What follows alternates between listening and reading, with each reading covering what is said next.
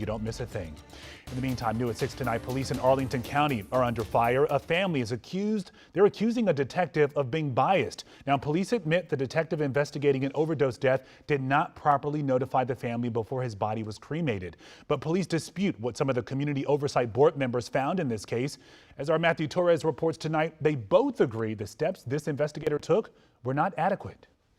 I am sorry for what you've gone through, and we are doing everything we can to make sure that this never happens again. The Arlington County Police Chief apologizing to the family of Tori Thompson. His department admitting how they failed to properly investigate and notify his family that he died before cremating his body without their knowledge last year. This should not have happened, and as the chief said, this is not our best work. Thompson's family meeting with county officials and the Community Oversight Board Wednesday night, accusing the detective of being biased against Tori. He was unhoused when he died of an overdose outside this Arlington hotel in July 2023. The family says they only found out about his death and cremation 4 months later when they were searching for him. I know for a fact that he didn't reach out to Tori's family. Police say the detective claimed he quote-unquote lost his notes after the family demanded for information. Police say Tori had a birth certificate on him with his mother's name and current address.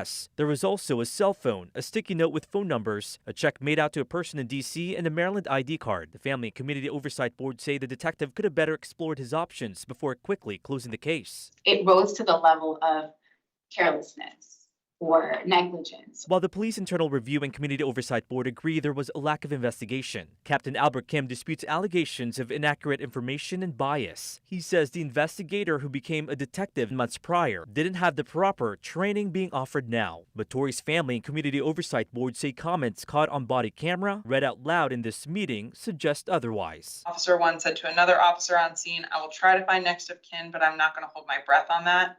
Based on the callous comments that he made, I don't feel he deserves to be a detective. This is not a story for 2024 in a metropolitan city. Like this, there is no justice here. Now, Arlington County Police say because of what happened, they provided more training. They're also having a supervisor provide oversight before ruling there is an unclaimed body. They also have more formalized training and checklists of requirements for new detectives. Now, that officer, who has not been publicly identified, had to take 2 courses and a 2-week training on homicide investigations.